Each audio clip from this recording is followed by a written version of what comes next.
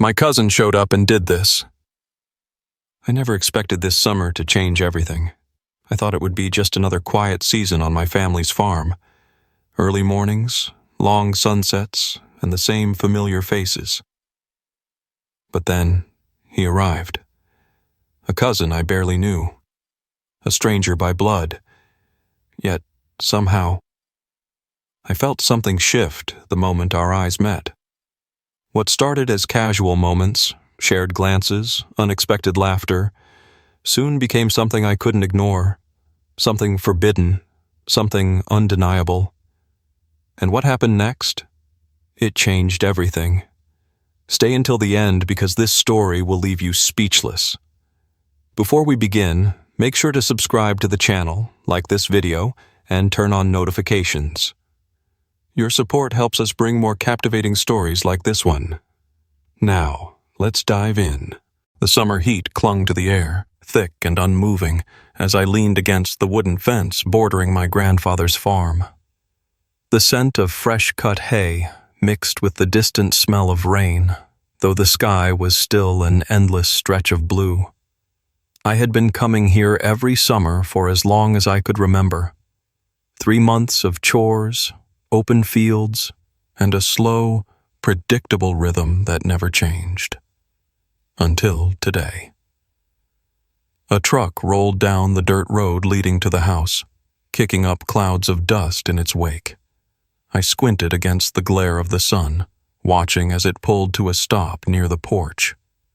My mom and Aunt Lisa stepped out of the house, their voices rising in excitement as the driver's side door opened. That's when I saw him. Caleb.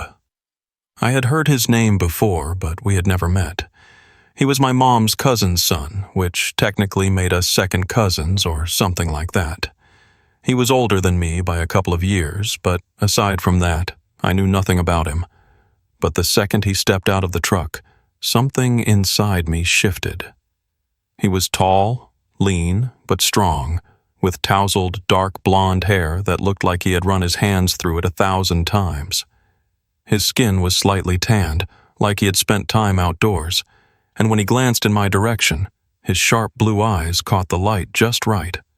For a moment, I forgot to breathe. "Zach!" My mom's voice snapped me back to reality.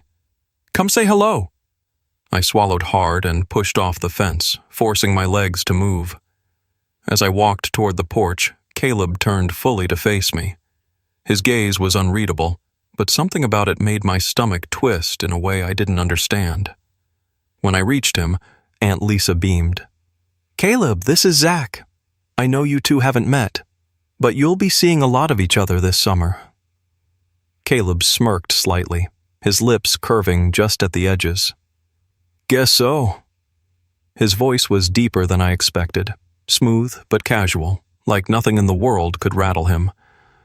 I nodded stiffly. "Yeah, welcome to the farm." His eyes flickered with something, amusement maybe. But before I could figure it out, my mom and Aunt Lisa started pulling suitcases from the truck, launching into a conversation about dinner and sleeping arrangements. Caleb grabbed his duffel bag and threw it over his shoulder like it weighed nothing. "Where am I staying?" he asked. Aunt Lisa smiled. "Zach, why don't you show Caleb to his room?" I hesitated for half a second before nodding. "Yeah, sure. Follow me." I led him up the porch steps and into the house, the screen door slamming shut behind us. The air inside was cooler, a relief from the heat outside. I could hear the distant hum of the kitchen fan as I walked down the hallway toward the guest room. Caleb's presence behind me was almost overwhelming. I was hyper-aware of every step he took, the way his boots thudded lightly against the wooden floor. I pushed open the door to the guest room. "Here you go. It's not fancy, but it's got a good view." Caleb stepped past me, tossing his bag onto the bed. His arm brushed against mine as he moved, and I tensed, my breath catching in my throat. If he noticed, he didn't say anything. Instead, he walked to the window, shoving his hands into his pockets as he looked outside. "Not bad," he said after a moment. "Better than I expected." I frowned. You expected it to be bad? He glanced at me over his shoulder, his expression unreadable. I expected it to be boring. Something about the way he said it made me feel defensive, though I wasn't sure why. It's not boring, I muttered. He smirked again, turning fully to face me. Guess we'll see.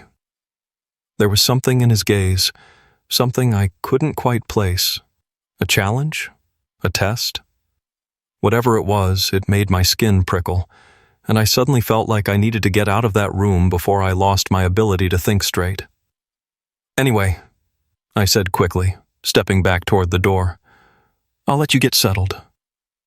Caleb didn't say anything, just watched me with that same unreadable expression. I walked out, shutting the door behind me, my heart pounding against my ribs. What the hell was that? I had just met him, and already something felt off. Or maybe not off, maybe too right. I swallowed hard and forced myself to take a deep breath. It was going to be a long summer. I woke up early the next morning, the sound of the rooster crowing outside pulling me from sleep. The golden sunlight filtered through the thin curtains, casting long streaks of light across the wooden floor. For a second, I forgot about Caleb. But then, I heard the sound of footsteps in the hallway. I sat up, rubbing my face before throwing on a t-shirt. My heartbeat picked up slightly, though I had no reason to feel nervous. It's just another summer morning. Nothing's different. Except it was. When I stepped out of my room, Caleb was already in the kitchen, leaning against the counter with a cup of coffee in his hand. His hair was messy, like he had just rolled out of bed, but somehow it made him look even more put together. "Morning," he said, his voice still rough from sleep. "Morning," I replied, moving toward the fridge for some orange juice. He took a slow sip of his coffee, watching me over the rim of his cup. "You always get up this early?" I shrugged. "Farm life. You'll get used to it." Caleb smirked. "I doubt that." I rolled my eyes but didn't say anything. The silence between us stretched out, not awkward exactly, but heavy, like there was something unspoken hanging between us. Aunt Lisa walked in before I could think too much about it, clapping her hands together. "Boys, I hope you're ready to work today. There's a lot to get done, and I need extra hands in the fields." I sighed internally. Farm work wasn't anything new to me, but I wondered if Caleb had ever spent more than 10 minutes outside without a phone in his hand. To my surprise, he just nodded. "Sounds good. What do we need to do?" Aunt Lisa smiled. "Zach will show you." I glanced at him, expecting some kind of complaint, but he just gave me a lazy grin, like this was all some kind of game. "All right," I muttered. "Let's go." The sun was already brutal by the time we got to the fields. I handed Caleb a pair of work gloves and pointed toward the fence that needed fixing. "We need to replace the old boards and secure the loose ones." He raised an eyebrow. "You're trusting me with tools?" I smirked. "Try not to lose a finger." Caleb chuckled, but when he took the hammer from my hand, I noticed something. His fingers were calloused, not the kind of hands you get from sitting behind a desk all day. "Have you done this before?" I asked. "A little," he admitted, lining up the first nail. "My dad used to make me help out on job sites when I was younger." I nodded, watching as he drove the nail in with surprising precision. "Huh, not bad." He flashed a grin. "You sound surprised." "Just figured you'd be the type to complain about getting your hands dirty." He let out a short laugh. "You don't know me very well, do you?" I swallowed, suddenly feeling the weight of his words. No, I didn't, but I wanted to. We worked side by side for the next couple of hours, sweat dripping down our backs, the scent of dust and hay thick in the air.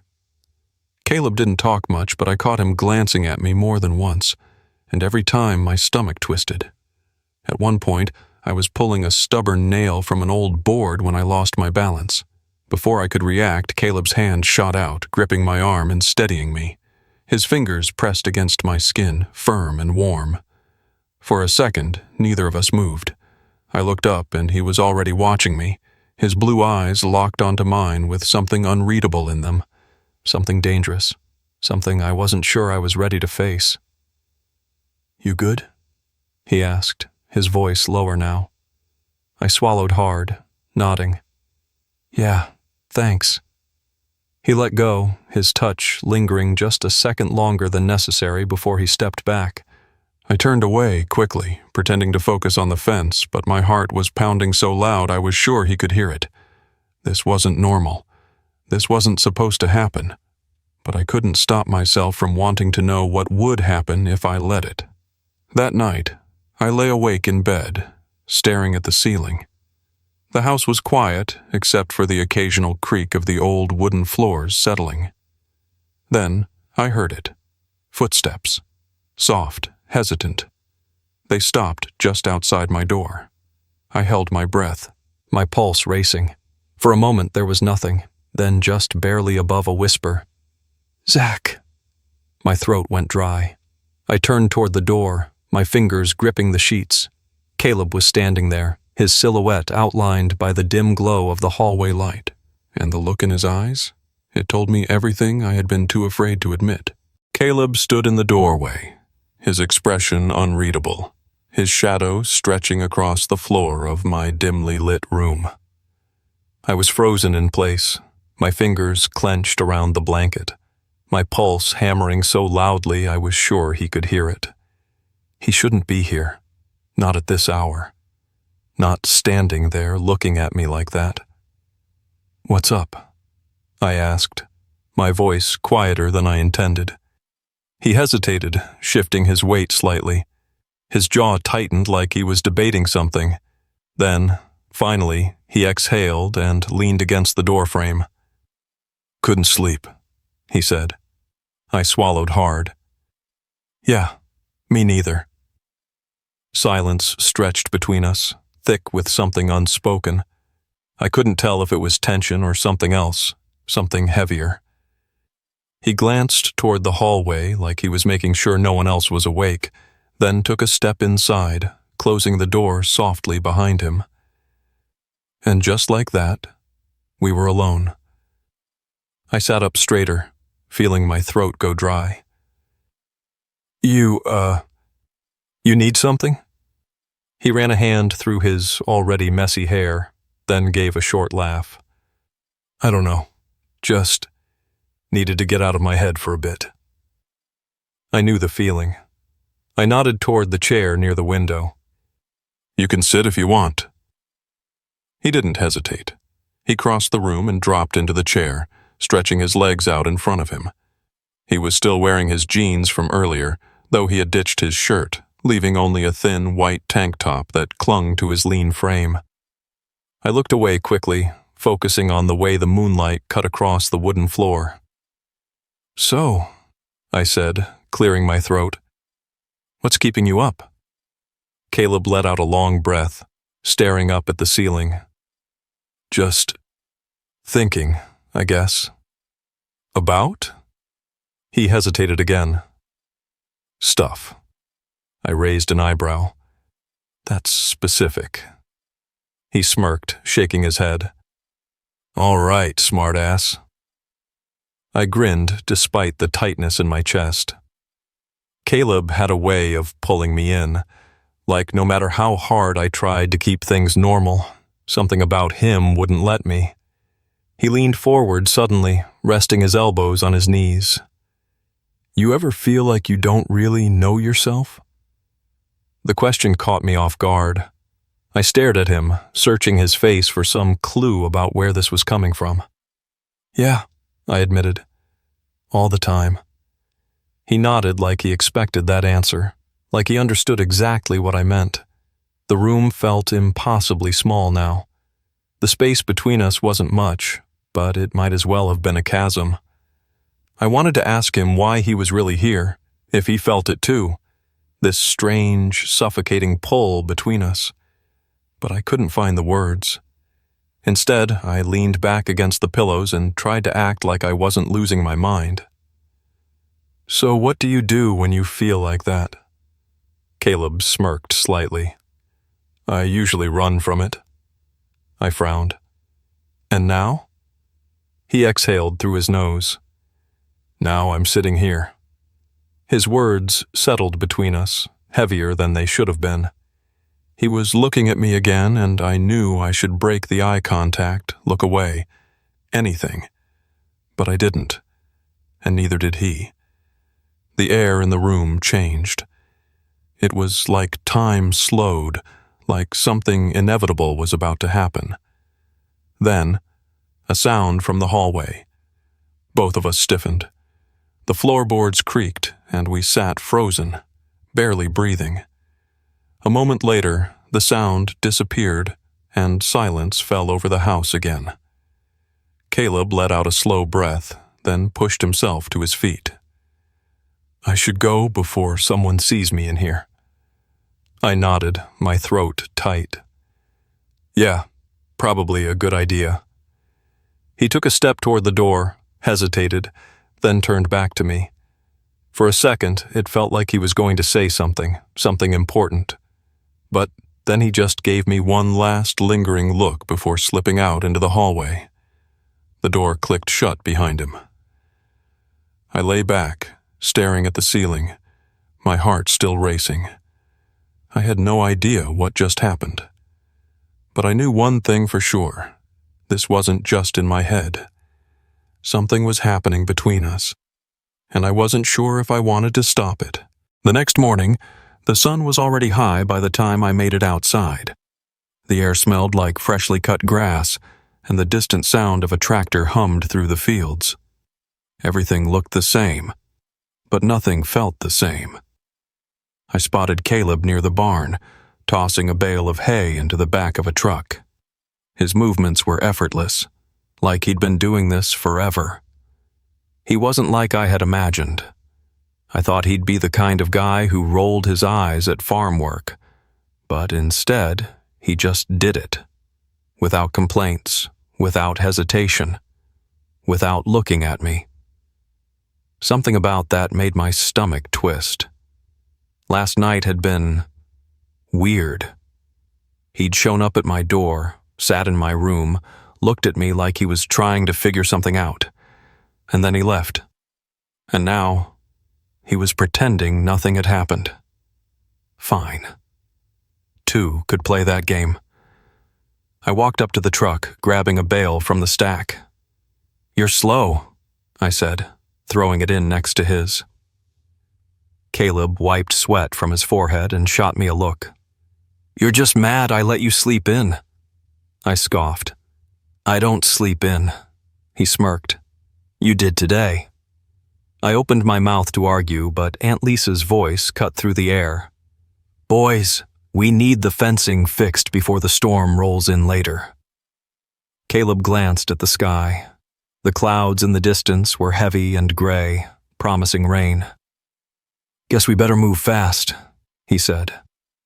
I grabbed a tool belt from the truck and started walking toward the fence line. Caleb fell into step beside me, but he still wouldn't look directly at me.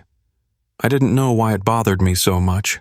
The tension between us had been building from the moment he arrived.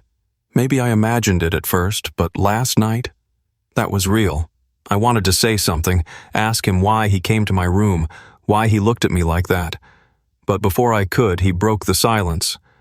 "So, you got a girlfriend back home?" The question caught me off guard. I glanced at him, but he was focused on the fence ahead. I hesitated. "No." Caleb nodded, like that answer made sense to him. A beat of silence, then, "What about a boyfriend?" I nearly tripped over my own feet.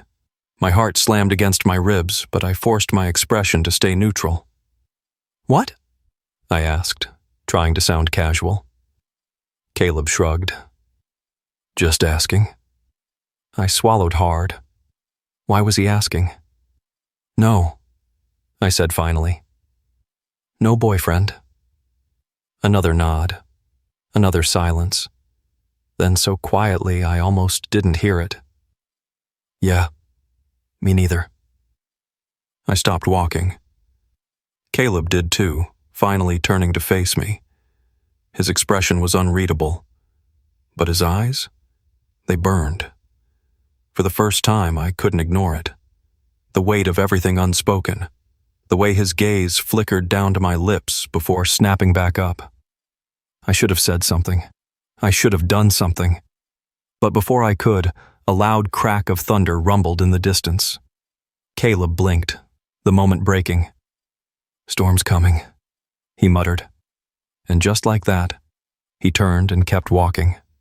I stood there, my heart racing, my mind spinning. What the hell just happened? I had no idea, but I knew one thing. This wasn't over. His storm rolled in faster than expected. By the time we got back to the barn, the sky had darkened and the wind had picked up, sending loose straw flying across the field. The first drops of rain hit the dirt as Caleb and I secured the last of the tools inside. "That was close," Caleb muttered, shaking his damp hair out of his eyes. I barely heard him. My mind was still stuck on what happened at the fence line. The way he asked me about a boyfriend. The way he looked at me, like he was waiting for something. We were alone now. Aunt Lisa and my mom had gone into town. The house was empty, and the only sound was the rain drumming against the roof. Caleb leaned against the workbench, arms crossed, watching me. "You've been weird all afternoon," I scoffed. "Me? You're the one asking random questions." His smirk was back, but this time it didn't reach his eyes. "Was it random?" I swallowed hard. "What do you mean?" He didn't answer right away. Instead, he stepped closer, his gaze locked on mine. "I mean, maybe I wanted to see what you'd say." The barn suddenly felt too small, the air too thick.